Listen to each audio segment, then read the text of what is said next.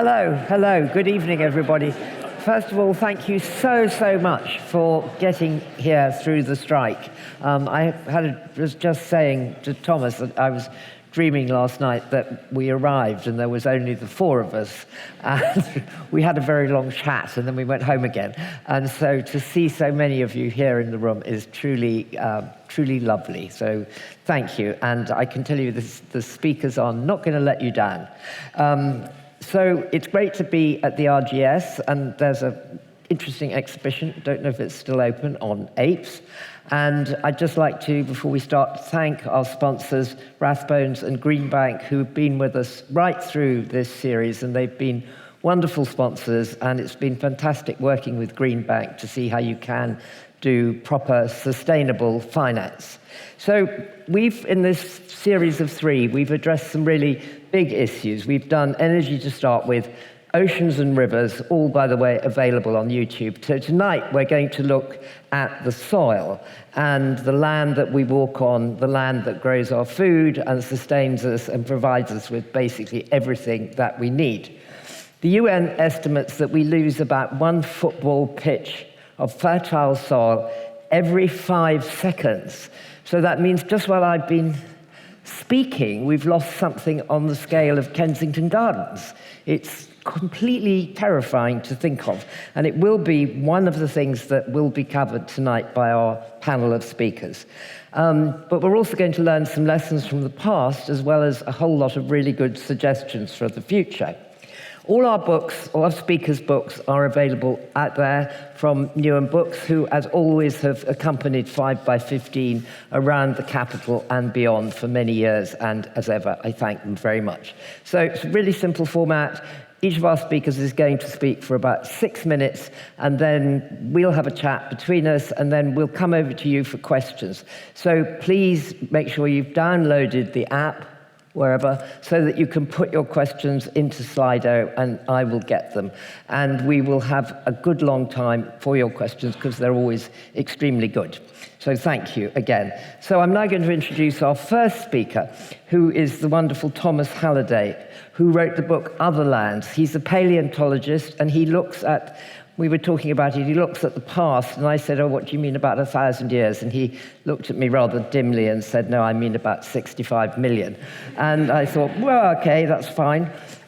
He did a fantastically good 5x15 for us at Kew not that long ago, and I'm thrilled that he's back here. And I just to say that we have got a very few copies of his children's book, the adaptation of his amazing Other Lands, for sale, which is 2 weeks before it's published, and I have snaffled one already in case you run out, so we just know where one's gone. So please welcome Thomas and give him a big round of applause.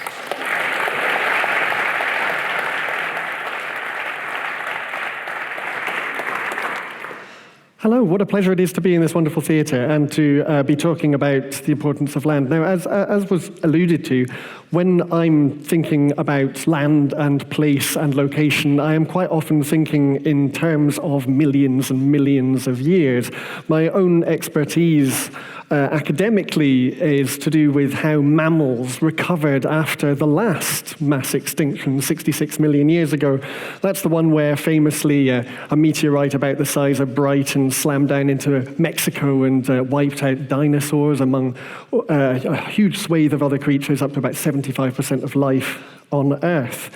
And so when we're talking about soils today and the challenges that we face, we can look into the past and see the analogies of ecosystems that have suffered a similar fate. At that extinction event, the heat pulse from the impact is thought to have burned forests perhaps worldwide, certainly across North America. You can see layers of charcoal interspersed with the iridium that came from the asteroid itself. You can see, and the glass bolides, these little tiny spheres of glass that are the molten magma thrown up into the air, cooled and rained down on the landscape. The burning of the forests destabilized the roots that were holding the earth together, and North America sort of slumped into more of a swampy landscape from that point on until eventually ecological recovery took place. And really that's the lessons from the past, is that we have all of these amazing worlds that are no longer here. That gives us a huge perspective on what the possible futures we may have are. I grew up in a place called Rannoch. If you pinned right into the centre of a map of Scotland, you would pretty much hit where Rannoch is. And as a child, it was a perfect place to grow up. I was surrounded by one of the last few fragments of Britain's temperate rainforest, right? It was capercaillies, there were pine martens and squirrels, eagles, deer. It was an incredible place for someone to grow up interested in natural history. But that place that I remember and I associate with my childhood, it is a product of the time in which we live as well. Only 12,000 years ago, and I do mean only 12,000 years ago, Rannoch was a dead place. Right? It was under kilometers of ice during the height of the last ice age. And it's only since then that that understanding of what that ecosystem is has come to mean, to me, Rannoch. It is a place that is as much of the Holocene, our current era, as it is of that location. If you went back to the bedrock of London 50 million years ago, you'd be looking at a tropical sea similar to the Straits of Singapore, with mangrove swamps and sort of some early rodents and monkeys that are just playing around in this tropical ecosystem. And yet here today it's rather different. The landscape is a product of time as well as place. And if we think then that when you look at our possible futures, we should take this as rather concerning. Some people take the attitude that, everything has gone extinct in the past and therefore we shouldn't worry. But what the past tells us is the fragility of the specifics of the ways of life. And when extinctions happen, when mass extinctions happen, as we are facing, it's not just the loss of one or two species, it's the loss of the connections between them. Once those trees had burned at the end of the Cretaceous period, the large herbivores, those giant long-necked, long-tailed dinosaurs and other large herbivores could not support themselves. There was not enough food, and so they died. Those that preyed on them also died. The connections between the organisms dictated the collapse. Once too many of them are removed, the entirety cannot function. And that starts at the base with the nutrients from the soil and the plants that extract those nutrients, and also from the atmosphere, all of the energy and the carbon that they take out. And so when we look into the future and wonder what it is that we should be doing, we should be very careful not to throw our time away. The world that we look at now it can seem like everything is as it's meant to be if you look at a wild ecosystem. But it's only as it's meant to be because that is how things are now. We follow the same rules over the last 500 million years of the existence of ecosystems. Food webs began to develop in the early seas in the Cambrian, and from there we can see that there's the same pattern of producers and detritivores at the base of the ecosystem on which everything else depends. There's a wonderful paleontological study that took place about the results of the Great Dying, as it is known, which took place 252 million years ago, in which 95% of all life on this planet went extinct. That's 95% of species going to zero. Of course, those 5% of survivors are affected too. In the Karoo Basin in South Africa, we have a 30-meter section that represents about 50 to 80,000 years around this extinction event. And we can see that ecosystem collapse. We can see soils that indicate the groundwater levels declining, the trees that can no longer reach them with their long roots retreating to the watercourses, an increase in skeletons as you go up that are mummified by wind-blown sand, and ultimately the collapse of a way of life that had persisted at that point for about 30 million years, and which was then gone. That was caused by climate change in the atmosphere and also at the base of the soil level. I think that is the lesson for our future, that we must be very careful not to throw our time away. Thank you very much.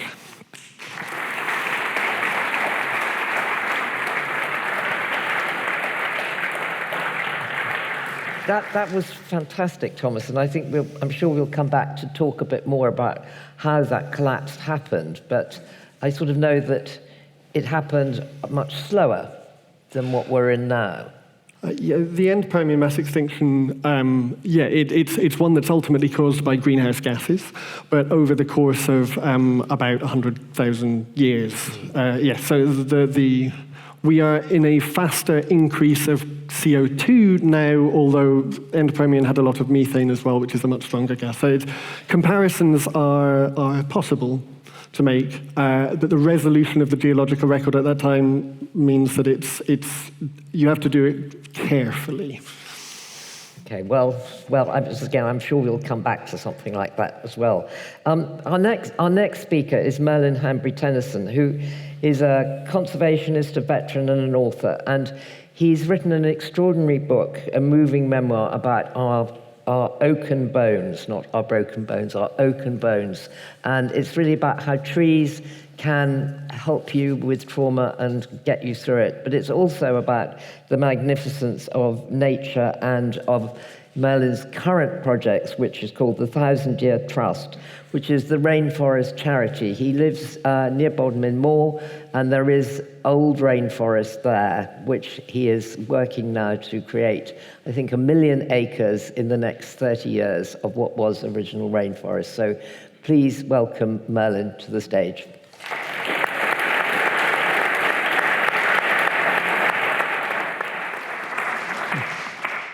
Thank you very much for that introduction, Rosie. And God, I could have listened to you talk about that for hours, Thomas. I want to hear more about magma raining down as rain from above. So we'll come back to that.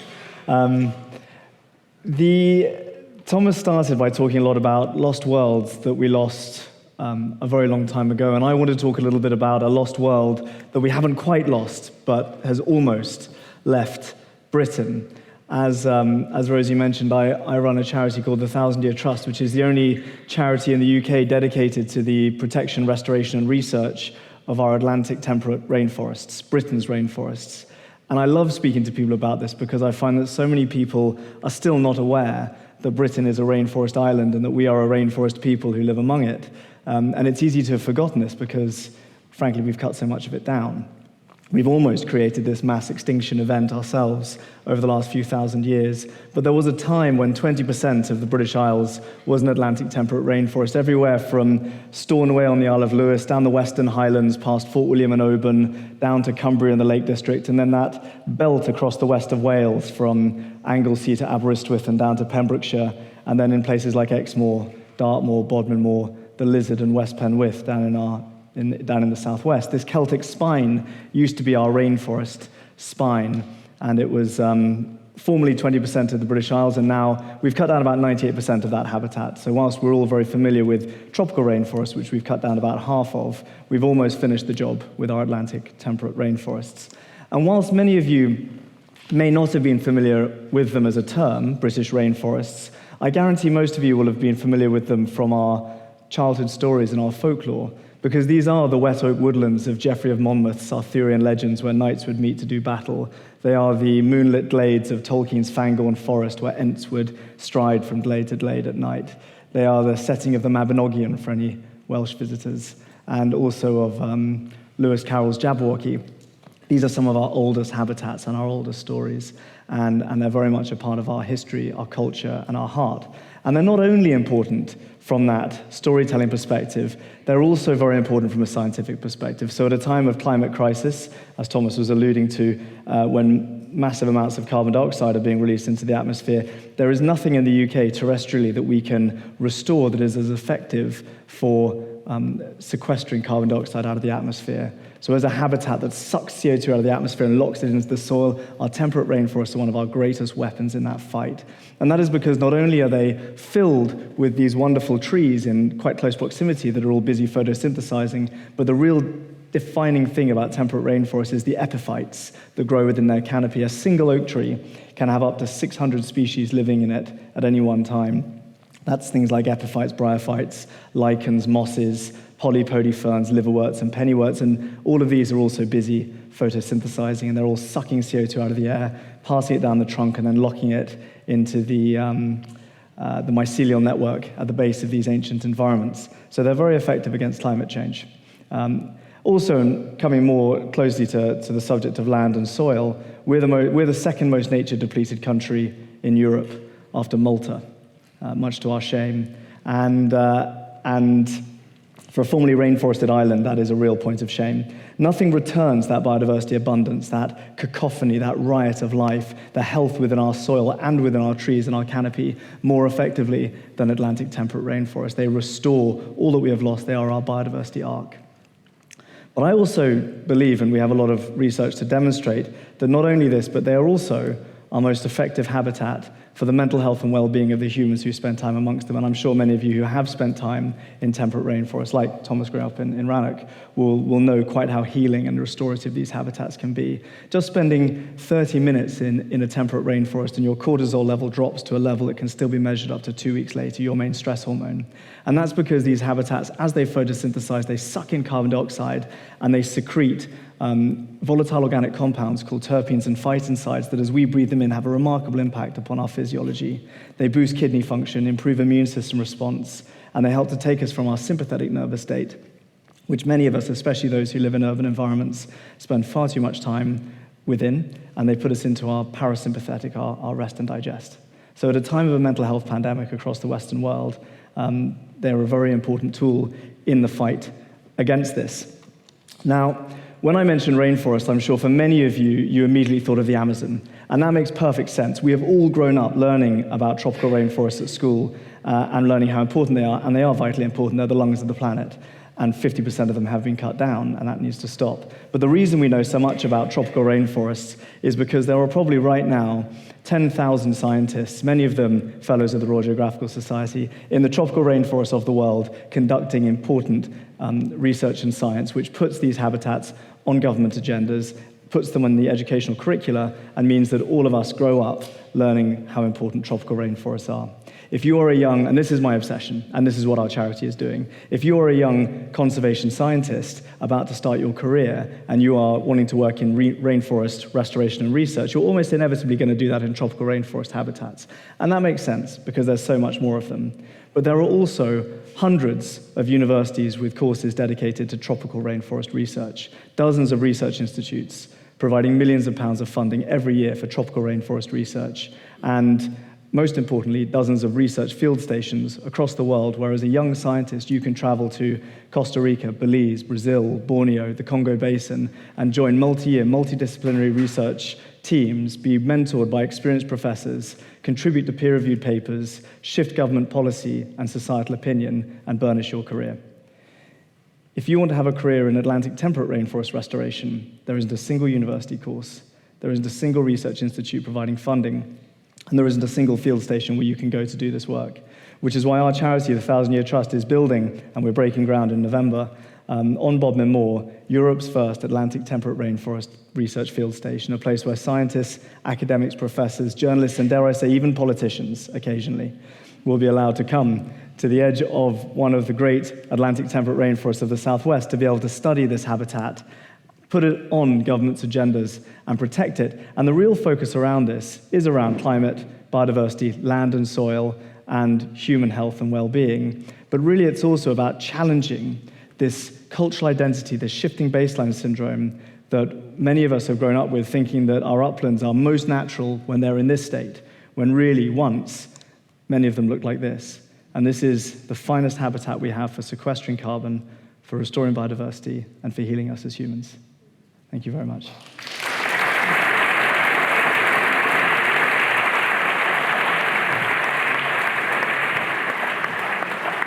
Thank you. That was absolutely great. That's completely fascinating. I cannot wait to visit. And there's so much I want to ask you, but I'm going to keep moving along. The next speaker tonight is the Minette Batters, who was, in its 100-year history, she was the first woman to run the NFU. She took on 46,000 farmers in this country, and she led us through Brexit, she led us through COVID, and she also created the NFU's Food Standards Petition, which was signed by more than 1 million people. In Minette's career, she stopped being head of the NFU recently, but she is now in charge of writing the government's Farming Profitability Review, which is absolutely crucial to how we farm and what we'll do in the future. I don't know if Minette would agree with the statistics, but as I understand it, out of every pound we spend on food, only 8p ends up in the pocket of the farmer. I'm very happy to be corrected about that if it's wrong, but the point is it shows you how distorted our farming situation is, and what that means is that people don't want to farm in good ways, and we're scratching around for profit. So it's fantastic that she's been given that job. It's even more fantastic that she's here. So please welcome Minette.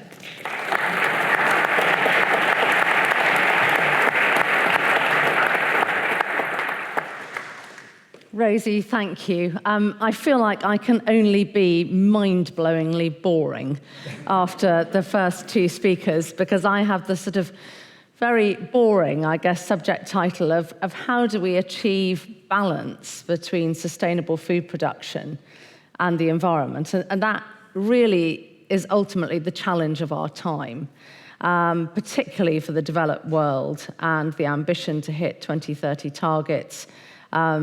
You heard the challenges we face with depleted nature, comparisons. It does not read well for us. And yet we have 70 million people predominantly on an island nation. And how do we do both? And, you know, I've talked a lot about putting nature on the business spreadsheet effectively. But it's a real challenge because we don't want to commoditize nature. But how do you define its value? And it's really interesting with the sponsors tonight, Rathbones and the Green Bank. I have been really exploring in depth about how we allow the private sector to come into the world of achieving balance between food production and the environment. And what I want to talk about really is, you know, I guess, how do we achieve it? What does that look like? And why does it matter?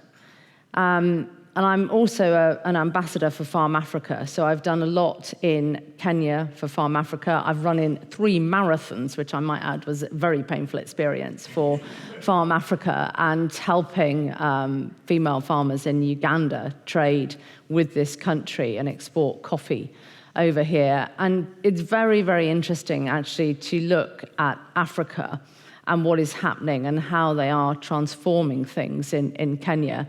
For a start, you know, their focus on trees is actually we have to deliver a multifaceted return from trees. So they very much prioritize food-producing trees so that they can obviously provide food but sequester more carbon. We, in this country with BNG, we've forgotten food-producing trees and we are just focused on trees, but that excludes tenants, and tenants make up 50% of the farmers in this country. So I hope I'm painting a picture of the challenges that I am facing into. But what they have seen in Kenya now, installing regenerative farming practices, and of course in Africa you don't have the luxury of being able to afford synthetic inputs. So the moment you start to work with smallholder farmers in Kenya and you give them the skills to be composting, to be mulching before the rainy season, to be really focusing on their own level of precision farming, you can very quickly quadruple productivity. Quadrupling productivity in Africa is massive. It is quite literally life-changing, allowing you to have sanitation, allowing you to be self-sufficient, allowing you to trade. But here comes, I think, the challenge for me in what we have here and the problems now that Africa is facing into, because with the 4 farms that I worked on last October, The women there were all absolutely ecstatic because their kids had got the chance of having the big jobs. What she meant by that, what they all meant by that, was that they'd all managed to go to university in Nairobi. And if you have no sanitation in your house at all, and your children have gone to university, that's pretty massive, because that allows them the golden ticket of the big job. The challenge in all of that is those smallholder farmers, those kids won't be going back. They won't be going back to those smallholder farms. And what then? So as we were driving back to Nairobi, there is a new purchaser of land, as there is here. And what are they growing? Well, they were predominantly growing cat, which is a category C drug. And they were taking all the green vegetation off of the land. So it was approaching rainy season when I was there, and you could see these huge ravines that had been stripped of everything, all green cover. Now, if you remove green cover, all you get is erosion, and those ravines were going to be filled with soil. So this is the problem. This is the real problem, and this is why there is such a pressing need to solve it and have a financial instrument that will bring both together. So I've been talking to a lot of people about the ability to build a green bond. Maybe it's a gilt, maybe it's a fintech, but we have to have the ability to be able to create a standard. And what we want to end, what I am focusing on effectively, is the ending of the Haber-Bosch cycle, the ending of fertilizer, nitrous oxide, and how do we get back to a biological system. So focusing on our soil health, organic matter. Carbon is difficult. Carbon is really difficult because carbon is inert. But if you take people back to be focusing on soil health, we start to be able to build a standard. Now, you might think, why the hell is she talking about a standard? That sounds dull as ditch water. But if you look at how we've defined B&G, how we've defined our environmental metrics, we have defined them, and they sit as a standard. But at the moment in DEFRA, there is no standard for food production. So all that is happening is the funding, whether it's the Nature Recovery Fund, the Landscape Recovery Fund, all of that is going into non-food producing areas. And that's the big danger, and that's what I'm trying to resolve, because actually what we need to achieve is both. And so I'm saying, I've got a new boss now, so who knows, I could be sacked, but hopefully not. But what I am saying is actually, I want to see landscape recovery right across the country. I want to see landscape recovery for everyone, everywhere. So we can't leave the food bit out. So we have to be able to focus on a standard and what that looks like. For sustainable farming. And it has to be measurable, and it has to be iterative, and it has to allow farmers to scale that ladder. Because like I said in Kenya, the danger is that if we don't value the farmers that we've got, and Rosie talked about the return they get from the supply chain, if we don't value them and we lose them, we will have bigger and bigger businesses. And we will consolidate more and more and more. And this country is already selling out, believe you me, to private equity and others, foreign investors who are buying land.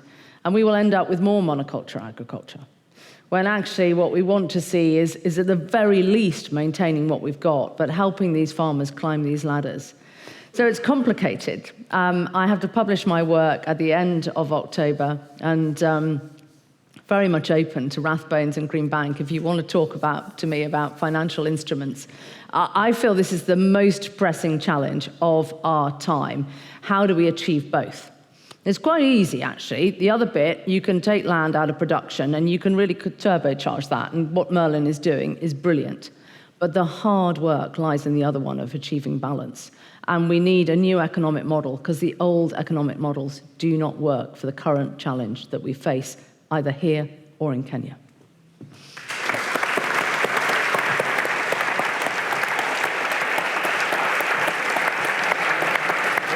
Thank you so much, Minette. That was terrific. I can see how you managed to run your 46,000 farmers so efficiently. And I look forward very much to the farming profitability review, as you can understand. So thank you for being here. Our final speaker tonight is the wonderful Isabella Tree, who was the co-founder with her husband Charlie Burrell of NEP, well, not the co-founder of NEP as such, but created the rewilding farm area called NEP, which has done so much to transform people's understanding of rewilding, and indeed to understand, I think, everything about our own nature. There's a wonderful film that has been made about NEP, and the thing that struck me absolutely from the moment the screen opened was that you had a camera swirling over a wood coming into land on this very, very diverse group of things under the trees, and it was exactly like what would happen if you were watching a film about a tropical rainforest. And that when we grew up, we thought you had to go a long way away in order to find really interesting nature, that it had to be in Africa or Kenya or the rainforest, but in fact it's right here under our eyes. And Izzy is one of the people who has made that possible for hundreds of people, and she's written great books, and her next book, by the way, is on storks, which is going to be great because they have they've restored the stork to Britain, and if you go to Net now, you hear them banging their beaks, and it's a very extraordinary sound. So please welcome Izzy to the stage.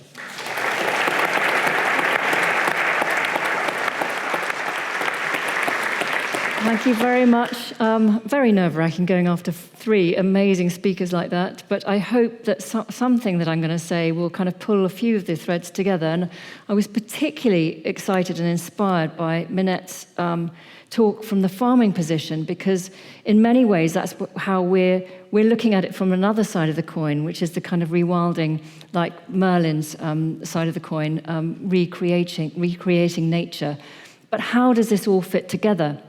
So in the last 25 years, we've seen, I think we can now say uncategorically, that we have proven that rewilding is fantastic for biodiversity. At NEP, we've done very serious science to prove over 25 years the uplift in abundance of life, but also in the rarity of species that are coming back.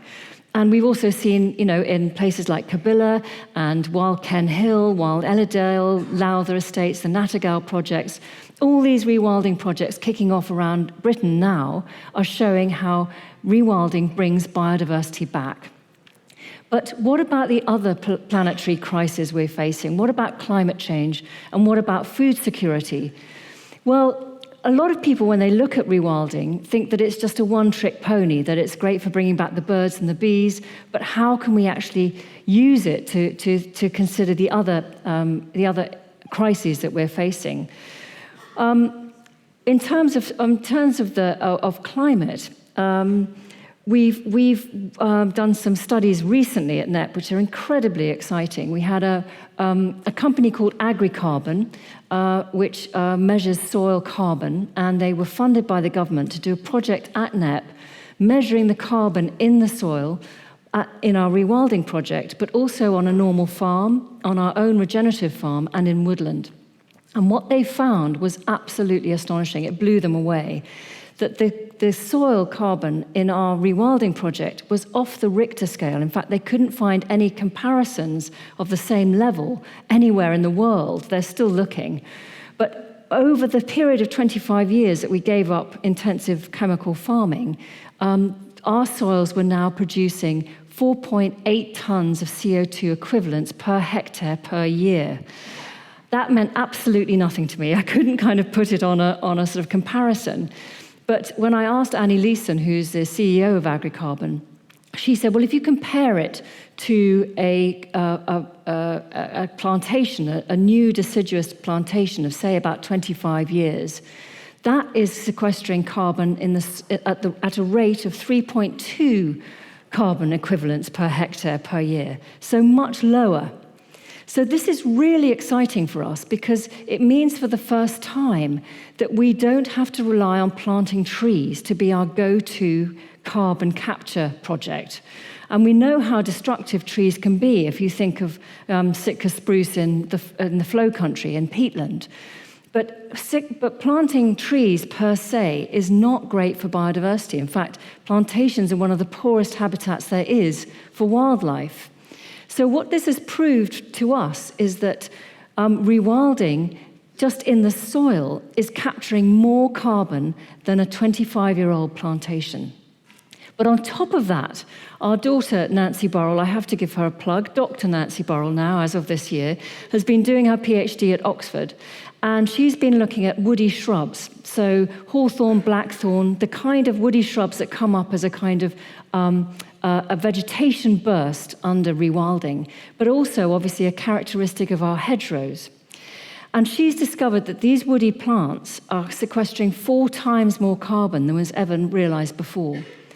So we've got our soils sequestering carbon, we've got all that vegetation that's come up, we've done LiDAR, remote sensing technology to estimate how much of these woody shrubs are coming up at NEP. And since we've begun rewilding 25 years ago, we've got 3.7 million cubic meters of new woody shrubs. So they're a significant carbon tool, we realize now. On top of that, we've got our regenerating wetlands, our new wetlands being created thanks in large part to our beavers. And wetlands are one of the most powerful carbon sequestering tools on the planet. And then we've got all our existing woodland and all our veteran oak trees and everything else that's already there that is still continuing to sequester carbon. So we now can say that rewilding is not only fantastic for recovering biodiversity, but at the same time it can do carbon, and that's really, really powerful. But what about food production? So if you ask the NFU, dare I say, or agrochemical companies or big food industry about rewilding, they often pitch it as the kind of enemy of food production, as if it's competing for land that we should be growing food on. We see it very differently. We see rewilding as farming's greatest ally. We know that we're going to need good agricultural land for food production. But obviously, as Minette has been explaining, we need to shift to nature-friendly regenerative systems so that we can preserve our topsoils and all our resources that will enable that land to continue growing food for future generations. But where rewilding comes in is it can provide that life support system for our food production. So it can provide the pollinating insects to pollinate our crops. It can provide the natural pest control to the insects and birds that can predate on the pests that can damage our crops. But it can also provide the natural buffers, the windbreaks that we need to protect our farmland from these terrific storm events that we're going to have more and more of in the future. So floods and droughts are equally threatening to our food production systems, and rewilding can actually provide buffers and can provide even microclimates within those buffers that can actually benefit crops. It can also replenish our water sources, and it can even take pollutants out of the water. So it can clean our rivers and streams for us. But it can also regenerate the soil, so it can re-provide soil biota and those keystone species like earthworms and dung beetles that can turn dirt back into fertile soil. We know even in chemical production systems of food that if you sacrifice an area of nature around your fields, your yields increase. So rewilding is providing the life support system, the kind of webbing that can run throughout agricultural systems that can keep those systems ticking along, and it can save farmers money. So rewilding is all about living landscapes. It's about thinking holistically, again, about how our whole landscapes can work. We need the big biodiversity hotspots like NEP and our existing nature reserves, and thinking about rewilding our whole river catchments. But we also need that kind of mycorrhizal webbing running through everywhere, including our cities, including our towns and our gardens, but also our agricultural land, to keep our landscape living, so that rewilding can provide not just biodiversity and carbon sequestration, but also support our food and farming industries. Thank you. Thank you. Thank you, Izzy, so much. That was fantastically interesting, and I think it sort of immediately begs one question which has to come to Minette. Where is rewilding figuring in your review? Is it figuring? It is. My challenge is, when I look at the landscape recovery projects, they are beautiful. The one near me is beautiful. It's a diamond. But my worry and my challenge back is it is a diamond in a paper crown. And what about the paper crown? So when I talk about landscape recovery for everyone, everywhere, that is what we need to achieve. And this isn't actually so much about rewilding or not. It is about how do we have a funding model that allows all of this to join up. So how do we open the doors effectively on the nature reserves and create the corridors that are needed everywhere? So it's a really difficult one, Rosie, because the landscape recovery projects too, the more land you own, the bigger you are, the more money you will get back for being in that project. So the challenge again becomes, these are very wealthy, large landowners who are all part of these projects. And what about the little guy who lives in the paper crown? So that's the problem, these trade-offs and the fact that over time we have stopped valuing food and we've stopped valuing those that produce it, and we haven't put a value on nature. We talk about it, but we're not valuing it. And so the financial world, shout out again to these guys, but we've got to come up with this economic solution because there has to be, sadly, in today's world, there has to be an economic solution. And the old economic solutions don't work for the new world. So Merlin, with your rainforest, that is providing us with a lot of nature services. How do you think that, if you take Partha Dasgupta, who wrote the Dasgupta Review, which was the first ever economic review of nature and how it should be funded or costed, he would say that you have to change GDP as the model of how we rate a successful society and do something different so that people are invested in. It's not that you're going to have, people like you don't have to go around with a begging bowl. Rather, you will be seen as a fundamental part of stability. I spend a lot of time with my begging bowl. It feels like my natural accoutrement these days. I completely agree. And to Minette's point about the diamond within the paper crown, 20% of our food in the UK comes from 3% of our land in the east. And then our uplands, which are our formerly rainforested landscape on the west of the UK, we use 22% of UK farmland for upland sheep farming. It provides about 1% of our calories. So we're using land in a potentially quite nonsensical way in terms of what that land could be used for.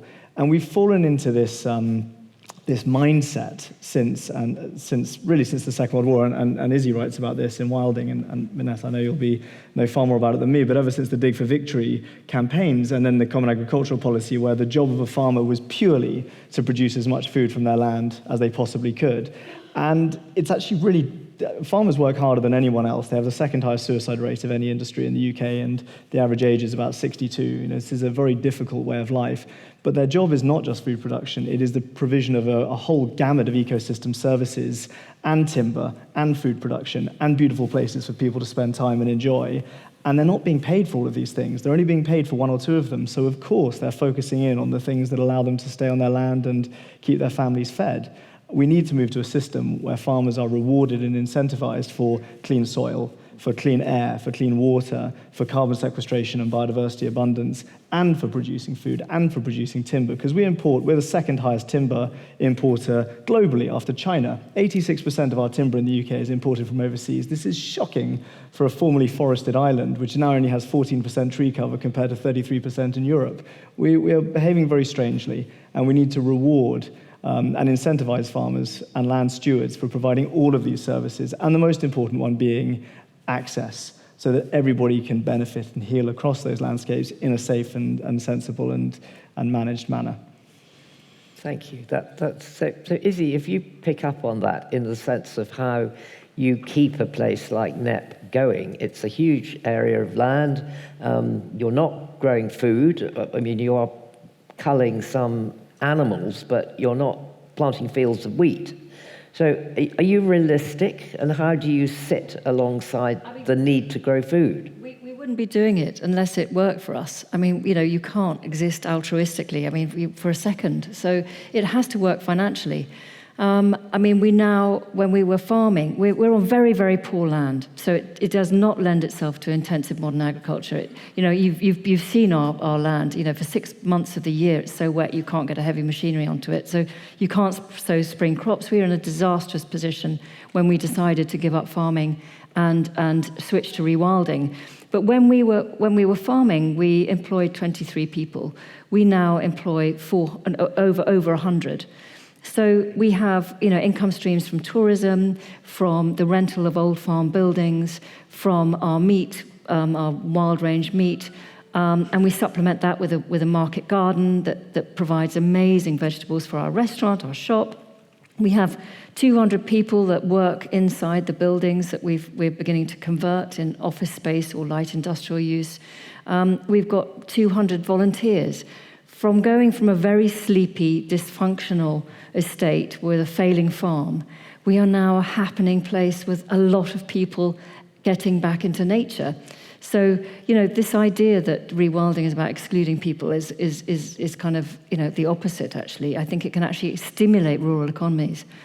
But we are doing some really interesting work, I think, with farmers on our boundaries who don't necessarily want to rewild, but we're creating a kind of wheel to waves corridor, it's called. But we also have a landscape recovery money from the government to do work with a group of about 20 farmers on how they can allow more space for nature on their land and how we can finance that, and through things like biodiversity and carbon credits.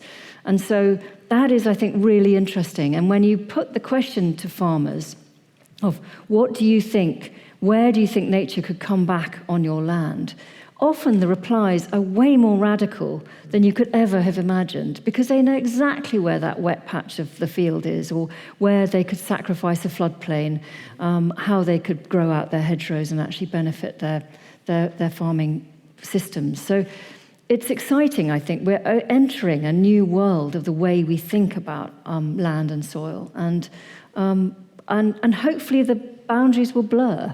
We'll be much more working together, I think.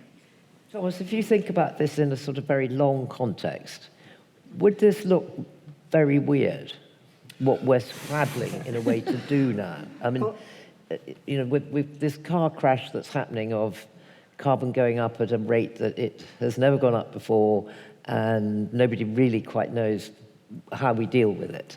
But there's some suggestions here. There are, and I think, the important thing for an ecosystem being a stable entity is that level of connection. And so if you're talking about wild corridors that are existing on the fringes of fields, or, I think one of you used the metaphor of a web running through this landscape. That's something which then can, it is certainly possible to exist within a sort of productive landscape, clearly from the research that's been going on. I actually have some questions based on some things that I sort of know as an ecologist, but don't have the political or sort of policy background to really know about. So my understanding is that in Costa Rica, they, for several decades, very successfully subsidized landowners that were providing those ecosystem services, and in doing so managed to more than double the amount of tropical rainforest that was in a very dire state in the, I think, 1970s, over the course of about 20 years. And so that, on the face of it, looks extremely successful. Now, you were suggesting that in this country that's going to benefit the big landowners and not the small ones. Is that the primary reason why that sort of thing hasn't been applied here? Or is there something that's, is that a model which the UK could build upon?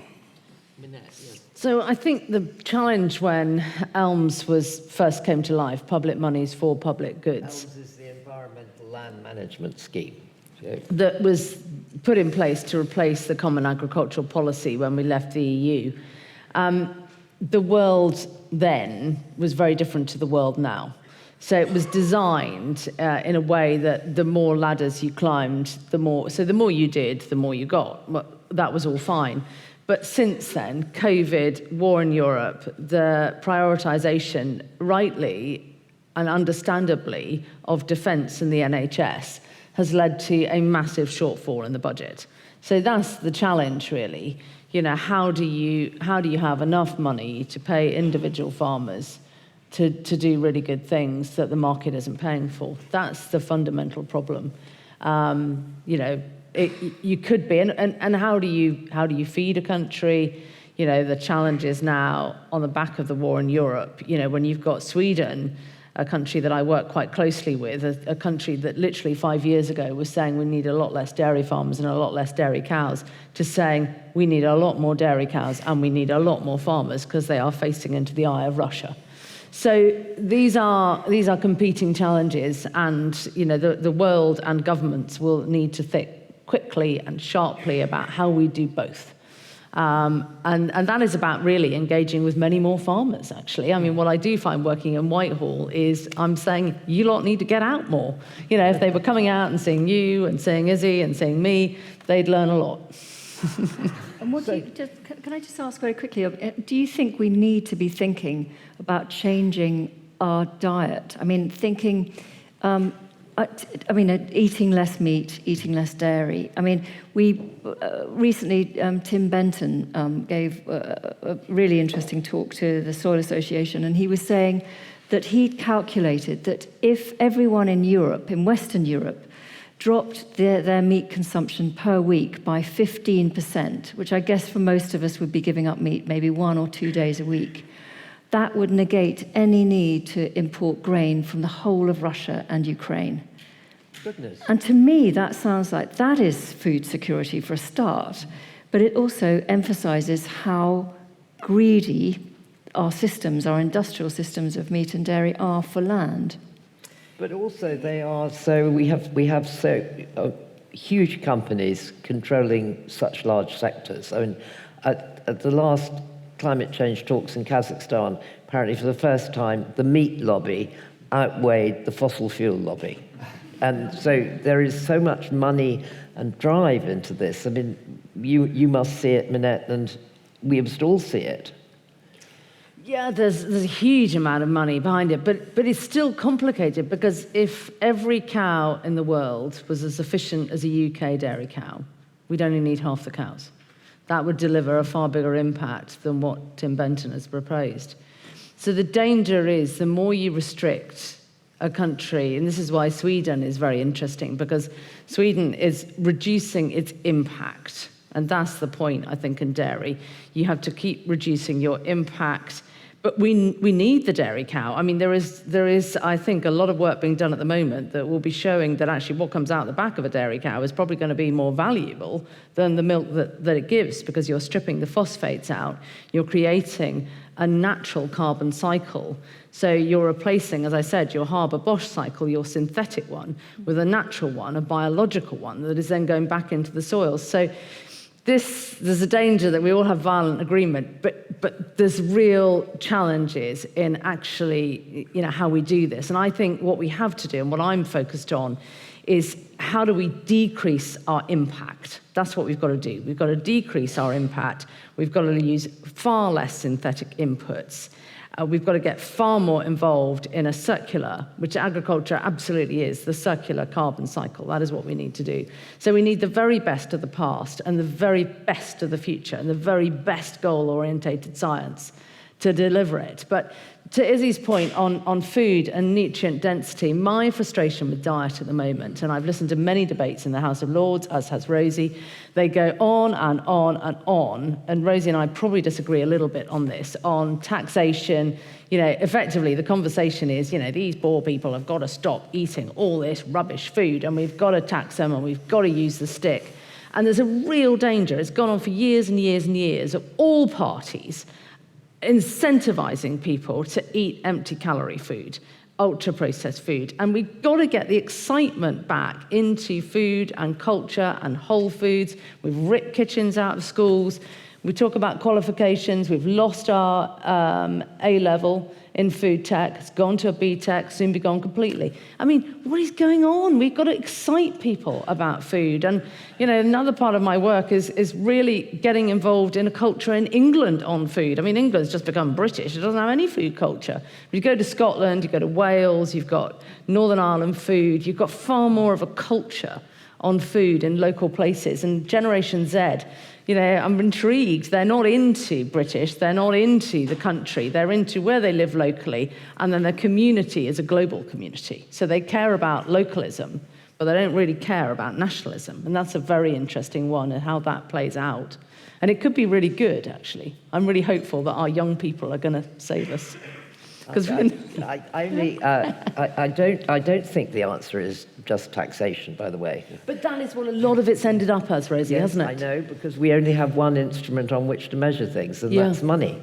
And that's essentially GDP and share prices and how companies are doing, rather than how humans are doing and how the wealth of the community is doing. And that is not so great. So I'm going to start coming to the questions, because we have got lots of questions. And Merlin, somebody's asked, there's no name attached to this, why do ideas like rewilding and English rainforests feel inaccessible to less privileged socioeconomic groups? And how can we make them more inclusive?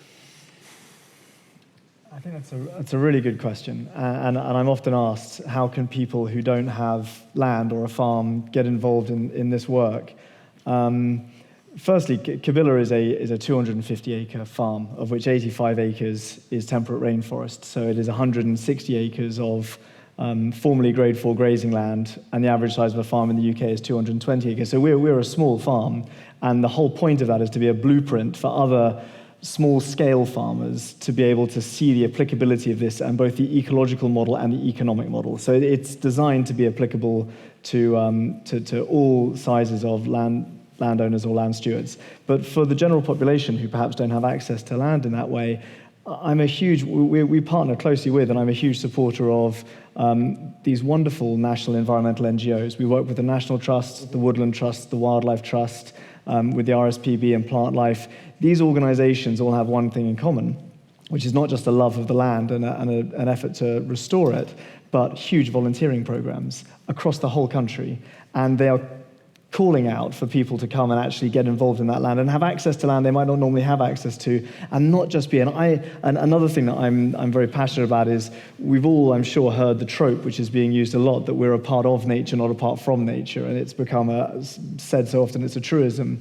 But I think that the next step of actually being a part of nature rather than apart from it is moving from an observatory model, where we walk through the natural world capturing content for TikTok and Instagram, and moving to more of a participatory model, where we actually view our time in the natural world as a part of restoring it, not just moving through it as an alien species, because we are as much a native species, a keystone species, an ecosystem engineer across these landscapes as any other species, beavers or bison or lynx. Humans are also very vital to them. And by working with large charities, and the more people who volunteer with large charities, the more volunteer opportunities they'll have. It's a self-fulfilling, self-licking lollipop that will get bigger.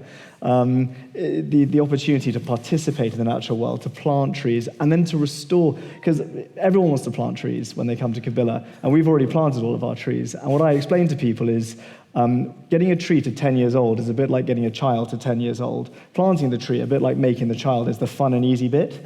The next 10 years is really, really hard work. And that's what we need people to help with, is not to necessarily come and plant a tree, but to come and help these trees to thrive and survive, and these habitats and landscapes to thrive and survive. And that's work that's accessible to everybody, regardless of their background or whether they live in an urban environment or a rural environment. It is harder, and there are barriers. I'm not implying that it's easy. But these charities are designed to get people out into these spaces and get them doing work that will help them and help the landscapes. So, Thomas, there's quite a few questions around the whole area of what happened to humans that we decided that we owned nature and that it was ours and we had dominion over it. And how do you see that in terms of I mean, obviously there weren't humans around at the time that you were writing, but do you feel that that's a very strange thing, that we acquired this idea that we could kick and shove nature as far as we liked, and it would keep on going. It would keep on giving. Well, I think that is a cultural idea that has not been universal, right, in human history. It's certainly one that's been predominant in Western Europe, at least since the Enlightenment and before. And, it crops up in, Christian texts. If you're naming, Adam goes and names all the creatures in the Garden of Eden and has dominion over it. And has appeared all over the world as well. It's not just a European idea. But, humans have been, as Merlin said, a part of nature. And I think it's important to realize that that doesn't just mean you go into it and you do things with it. It's that the ecosystems have responded to us. The Amazon rainforest is an extremely managed ecosystem and has been for thousands and thousands of years, while being relatively diverse, before deforestation, before the replacement for cattle ranches in the Amazon.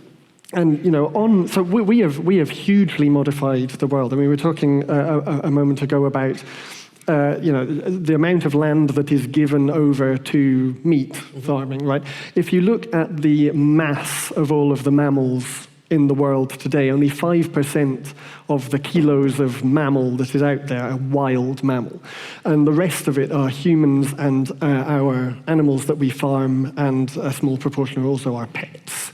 Right? But there's about as much pet biomass as there is wild mammal in the entire world. This is a really bizarre situation. That's only a very small number of species as well. There are only about a dozen commonly farmed species around the world when it comes to mammals. Now, 60% of all individual birds in the world are chickens. That's an extraordinary statistic, and sort of, if with my paleontologist hat on, if I'm looking at an ecosystem where 60% of the organisms that are coming out are all the same species, what you're looking at is a post-extinction world. Now, we're not there yet, because all of these species that are in the wild are still there. They are declining. They are in trouble. They need help. But we have not lost them yet. So it feels like you're sort of teetering on the precipice. But, human management of ecosystems has been going on a very long time, and I think we shouldn't say that human activity that changes an environment is inherently wrong, right? Because it can be done in a way that's extremely beneficial to the environment. If you think about some of the, chalk meadows in the UK have benefited hugely in the past. I mean, they're an endangered ecosystem now, but historically, they have benefited from the activity of humans. The clam gardens that exist on the east coast of North America that have been maintained for thousands of years by Native Americans, those have much higher diversity in them than they would otherwise have in other places where those ecosystems are not managed. And the same is arguably true of parts of the Amazon rainforest, where different parts of the rainforest are given over to particular trees, and you end up with patches that showcase all kinds of a mosaic of different ecosystems, right? So our interaction with the environment is not the problem. It's the way in which we're interacting with the environment which makes it look like these devastated environments of the past. That's really interesting. I mean, Izzy, how do you describe your interaction with the landscape now? Because it's not as though you don't manage it, is it? Well, it's really interesting, I think, just to pick up on what you were saying, that, we're looking at sort of indigenous peoples as being kind of working in harmony with nature. But we've forgotten, perhaps, the mass extinctions of the Pleistocene, where all those huge mammals were hunted to extinction. And that was when arguably the planet, correct me if I'm wrong, was at its most biodiverse. If you think of the 50 or 60 species of megafauna that went extinct in South America, what you're seeing in the Amazon rainforest is actually a very simplified ecosystem. Sure. I mean, we now think of it as incredibly rich, but that's a different baseline. And so, in a way, what I feel I'm looking at when we look at restoring nature in a rewilding project is we're taking the inspiration of the past, of when there were drivers and megafauna and the planet was incredibly biodiverse. And we're using that knowledge as a kind of tool to try and kickstart ecosystems processes again, to kind of pull the glider back up into the sky so it can fly. So if we don't have the aurochs and the tarpan, then we can use an Old English longhorn or an Exmoor pony. And in a way, they may not do it as well as the extinct megafauna of the past, but they do a pretty good job. So I think it's looking at creating novel ecosystems, because the Earth is endlessly changing. Nature never stays still. We've already changed the planet so much, we can never hope to recapture the past. But we can use the inspirations of those moments in prehistory that can, give us a spark of how to regenerate life again in depleted environments. Yeah, I mean, you're quite right to bring up megafauna and the fact that they are the first of the... anytime humans arrive in a new ecosystem, it's the biggest creatures that disappear first, either through competition with us or for killing them before they kill us, or for hunting them directly. And the only continent which has really survived that is the one we evolved on, where, the elephants and giraffes, and they were all rather used to us before. They weren't surprised when we arrived with spears. But some of the there are efforts in Siberia, this sort of there's a Pleistocene park, which there's these brothers who are trying to generate the mammoth steppe, and the mammoth steppe was, when it was around, the largest single biome on the planet that stretched all the way more or less from Spain to into Canada, across the Bering Straits even, and it was an extraordinarily productive ecosystem. It supported the number of herbivores which is equivalent to African savanna today, which for a high latitude ecosystem is ridiculous. And their argument is by bringing in large creatures, and ultimately they hope to resurrect mammoths genetically, which I have a whole lot of problems with for other reasons. But but in order to try and mimic some of the processes that were around. But of course, the Earth is not as it was then. The mammoth steppe was partly so productive because it was surrounded on 3 sides by massive walls of ice, which created this dry courtyard and a climate that just simply cannot exist there anymore. Right, so as you say, when you're trying to sort of reconstruct the past and look at what services organisms can provide, they can be models, but it's very rarely a perfect model, and you've got to really understand the landscape that you are in, I think, in order to work out what's needed. And you can usually only do that by experimenting. You absolutely. can't model it, because you just don't know. Yeah. Feasibility studies. Yes. So Merlin, there's a question here about, I think, following on in a way from what Izzy was saying about how Net finances itself. But are you going to cut down trees, sell wood in your forest? No, is the short answer. So when I was looking at the modelling for the farm back in 2017, and I found an NFU report for the time that was showing that the average upland hill farmer on Bobbin Moor and Dartmoor, or some upland hill farmers on Bobbin Moor and Dartmoor, were taking as much as 85 to 92% of their annual income from European subsidies. The Common Agricultural Policy, the Basic Payment Scheme, was underpinning the way farming was happening on those landscapes. So when we look at the transition that is beginning to happen, and we're working in a landscape recovery cluster across about 8,000 acres of Bodmin Moor with 16 different landowners that surround us. And when we look at the transition that's happening in farming techniques there, it's driven as much financially as it is from an ecological imperative. And the idea of farming rainforests as opposed to farming sheep on these upland areas is actually far more profitable, because now there is... Wait, what, the rainforest or the sheep? The rainforest Yes. is far more profitable because you can monetize carbon credits from the fact that you're planting trees and sequestering carbon dioxide. There's also a larger biodiversity net gain, which is a statutory obligation that the government apparently are going to continue supporting. And there's also ecotourism opportunities, just like they've achieved at Net. And there's the ecosystem services payments through the sustainable farming incentive and other areas. So there are more ways to make a living from that land and more diversified ways than there were before, when it was chuck one kind of animal on this land, chuck as many as you can on, and no one's wearing it or eating it because the wool is predominantly burnt or buried, and the meat is often exported, and it doesn't form a part of our food security system. But you said earlier, I think it was you who said, the amount of wood we import into this country is ridiculous and staggering. Make good timber.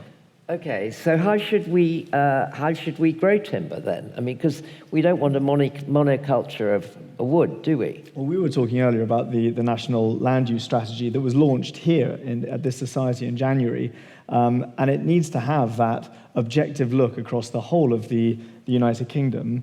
And we need to be growing more timber, more softwood, fast-growing timber. We need to be producing food so that we are a self-sufficient country that makes sensible choices about what we eat and doesn't have this kind of libertine approach to being able to eat whatever you want, whenever you want, which is sort of the mindset that we've seemed to have fallen into. But we also need to have landscapes that are set aside or blended in mosaics for clean air, clean water, clean soil, and all of the ecosystem services that we require. And we have to have all of that across this landscape, and we can do that. But it involves an objective approach that perhaps looks beyond the shifting baseline syndrome in cultural landscapes, where people say, but I want to farm that because my grandfather farmed that, which is often what I believe we come up against. Minette, are you going to do anything about the sheep? The fact that sheep take up so much land that they are part of our image of Wales, for instance, that there's sheep everywhere, and yet we know, or certainly what we've talked about, that it would be much better if we had lots of trees and shrubs and what have you growing there, rather than these. I remember when I was editing the Daily Express, and it was at a moment when the price of sheep had completely tanked, and at one point you could buy a sheep for 32p, and we put this on the front page, and we got absolutely hundreds of letters in saying thank you very much for pointing out that how farmers have to struggle. But obviously the sheep is no longer worth 32p, but it's still a bad return. It's a bad use of landscape, and so what are you going to do? I've never felt more like you in my life. I now feel like I am defending the sheep sector. Also, we burn the wool, as Merlin said. Someone's been trying to sell us some sheep's wool fertilizer, but actually it's not very good. I hate to. I mean, the big problem is our total dependence on synthetic and plastic, and actually wool has a massively important role to play globally. We should not be burning it. We really should not be burning it.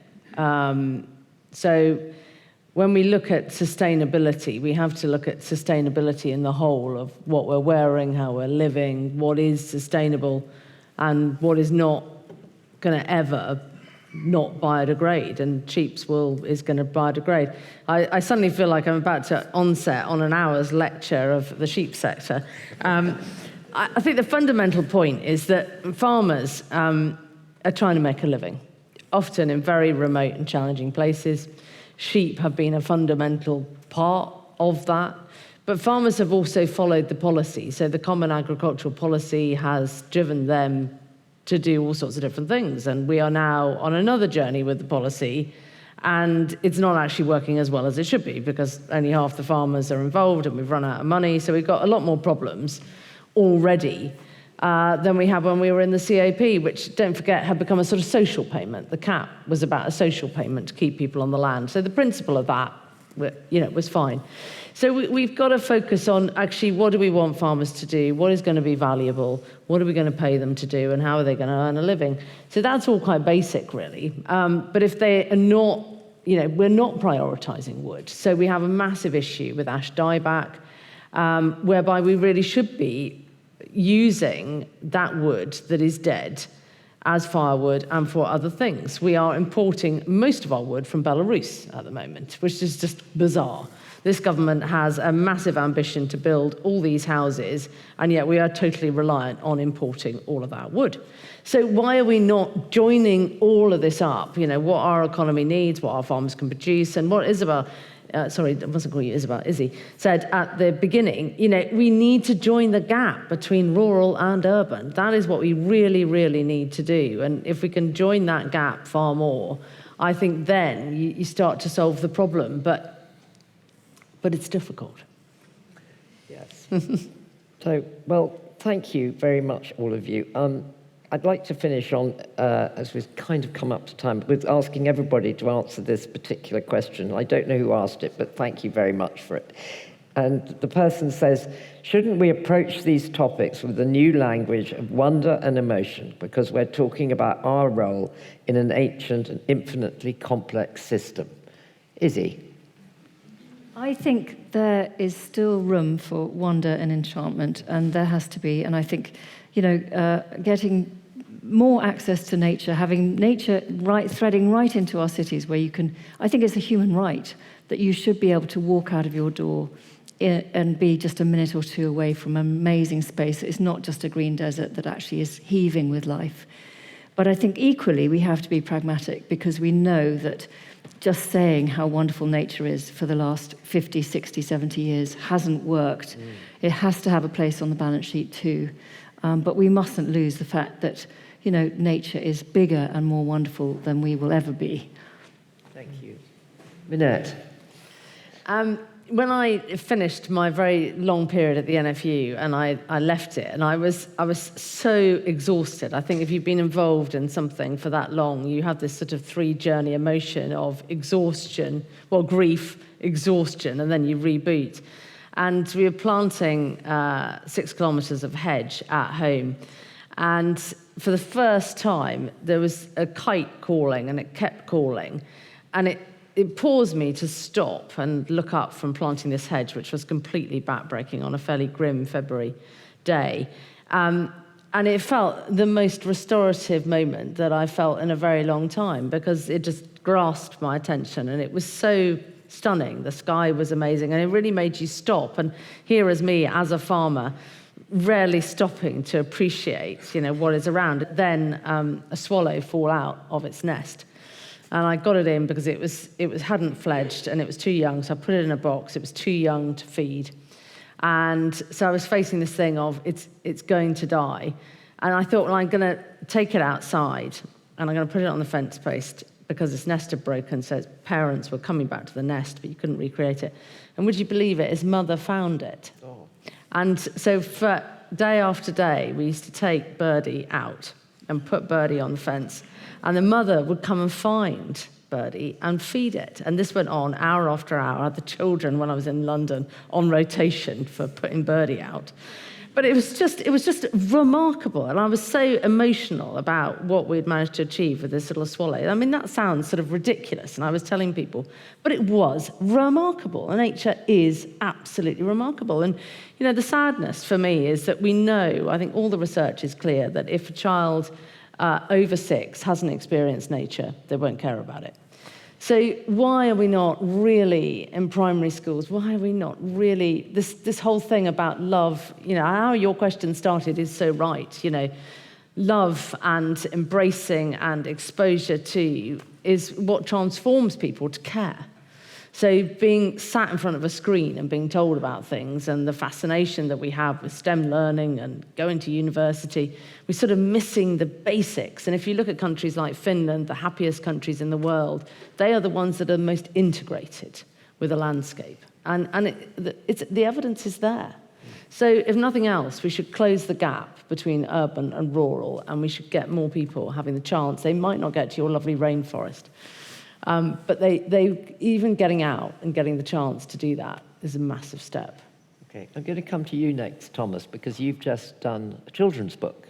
I have, yes. And so for 7 to 10-year-olds, to teach them, what are you trying to awaken in them? And how can we all do something like that with our children? Well, I think what I've been trying to do with Otherland's, you know, the adult version as well as the children's version, is to instill some kind of sense of wonder. And while while precise and legal language is necessary when it comes to actually deciding what policies are and how we're tackling it, all of that seems to me that it can be done behind the scenes, right? And I would love to see some politicians out there talking with Wonder about the stories, because ultimately it's storytelling that is going to get people to care about what is happening, right? And how does it directly affect you? If people are, I think, really beginning to see the effects that our climate crisis is having in terms of worse storms and hotter summers and everything, and directly affecting them. That's what's causing people to understand the need to change. It's not, phrases like net zero come up as a sort of that is, to most people, I think, fairly meaningless, right? It has a sort of, it becomes a buzzword for what we're trying to do, and oh, wouldn't it be nice? But ultimately, we're talking about how much that we are sending up and polluting, and how much we're able to draw down through activity, through regeneration, right? We talk about those things, talk about the actions, the stories, and so when it comes to writing a children's book, Other Lands is a book about ecology that is trying to get ecology into people's consciousness through the stealth of telling them about really cool extinct animals, right? It's a book about ecosystems. And ultimately, I sort of think that children can be so involved in that. Children have far more of an innate sort of wonder and appreciation of the creatures that they see around them. Whether it's my son in walking to school, he's regularly taking in stag beetles that he's found that have died on the path into school. He'll take it in and show everyone, and finds it utterly fascinating. And children are responsible for some of our biggest shifts in understanding of history of life, right? The Precambrian rocks that people thought didn't have living things in, it was children's observations of the first Precambrian fossils we found in Leicestershire in the Charnwood that totally revolutionized the entirety of paleontological understanding. And they were kids.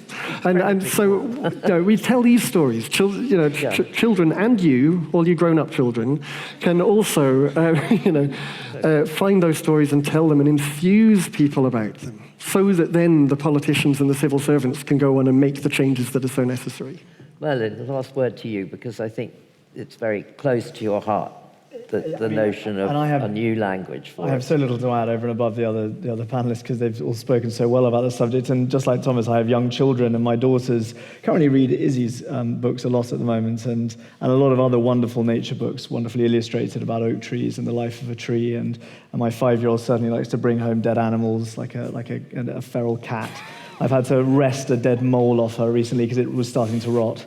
And I think getting children to fall in love with nature is so important, and it's that heart space. Their head is easy, net zero, carbon emissions. We can understand all the science is thrown at us, but it's getting people to fall in love with nature.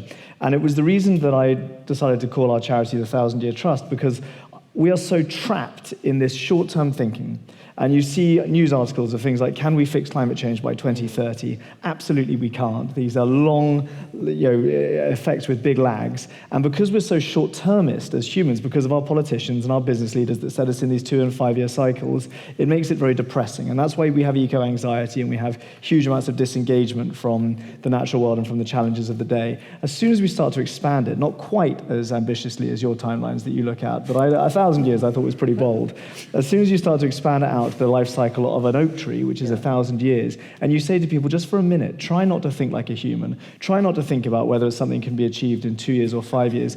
Think of what we can achieve in a multi-generational timeline over 1,000 years, which is selfless, because you're not saying you'll get to enjoy it. You're saying that maybe your great-grandchildren in 8 generations might get to enjoy it. Then suddenly all of that eco-anxiety can fall away, and a sense of hope can replace it, because we can achieve anything if we give ourselves the time to do it. And can we fix climate change by 2020? Absolutely we can. None of us will see it, but we can do it if we make the small incremental changes now and pass on the baton of ecosystem health to the next generation a little healthier than we found it. And that's where we can have awe and excitement and love for the natural world, I believe. Thank you. Thank you so much. Thank you very much to all of you. I feel it's been very inspirational, and we've had grim subjects, but somehow you've all made me feel way more hopeful than I did when I sat down. So please, I hope you all agree, and I hope it was worth the strike. It was absolutely great to have you all here. Please thank our panelists.